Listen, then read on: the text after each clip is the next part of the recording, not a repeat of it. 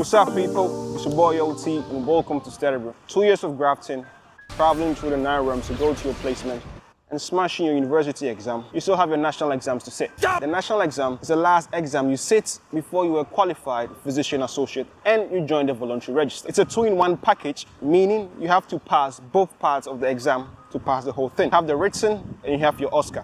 Oh, sorry, I meant the OSCE. The written takes place in September. If my memory serves me right, mine was around the 10th of September. This was the case for every PA around the UK. Unlike the OSCEs, there were 7 places one could actually sit this written exam. Liverpool, Glasgow, Birmingham, London, Cardiff, and Leeds. Before you judge me, I can actually count. South West and Wales all did their written exams in Cardiff. So if you were judging me, shame on you. Oh bro, this kid is killing me. So the written is 200 questions, paper 1 and paper 2. 100 questions each, and you have 2 hours for these 100 questions. So 2 hours, 100 questions, 2 hours, 100 questions. Total is about 4 hours of an exam. But I think this year, unlike the good old days, physician associates did their written exam online on this platform they call Ozone. I've never used it, so I really don't know anything about it. But it was still 200 questions. Is this online format of doing the exam here to stay? I have absolutely no clue. Of course, terms and conditions do apply. Minimum specs required. I think you need at least a Windows 10, Mac 10.13, internal camera, webcam if you really need to. Good internet. Sky, Virgin, BT.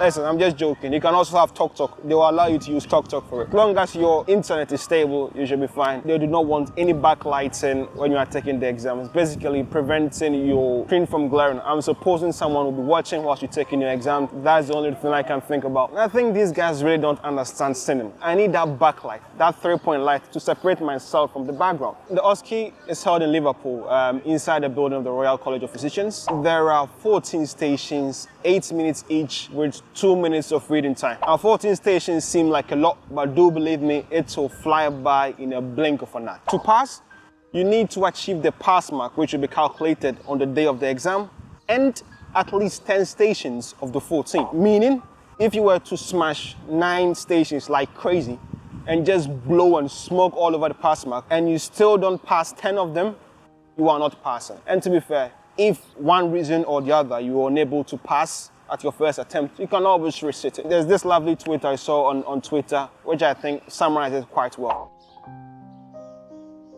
I couldn't have put it any better myself.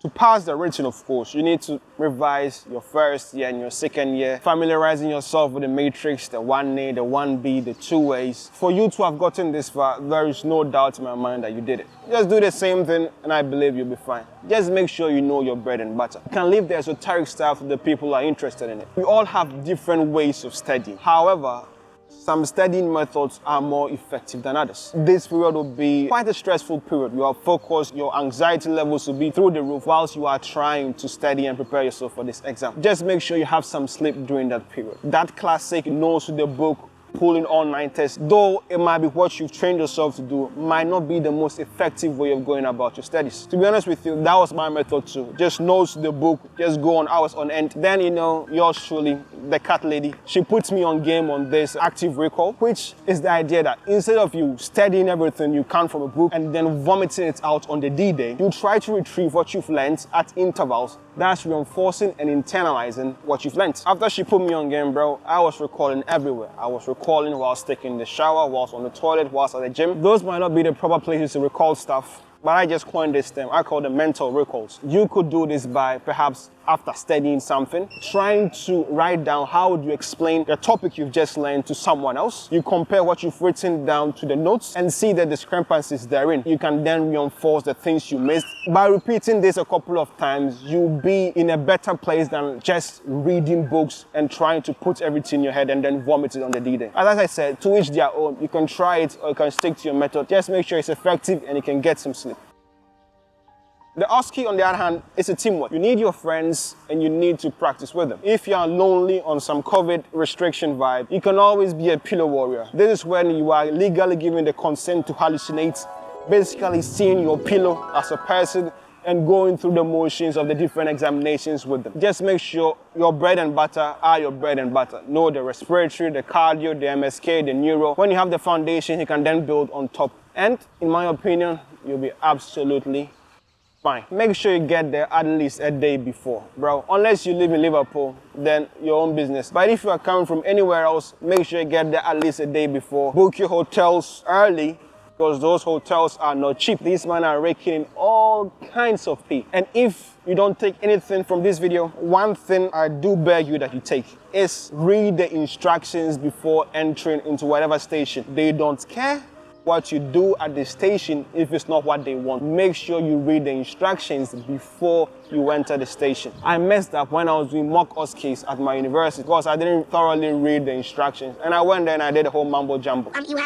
You could. But lucky for me, it was a mock exam. Don't be like me. Yours is more serious than mine. When you go there, make sure you read the instructions before you go inside the station. It's your boy OT, and I'm out. Salute.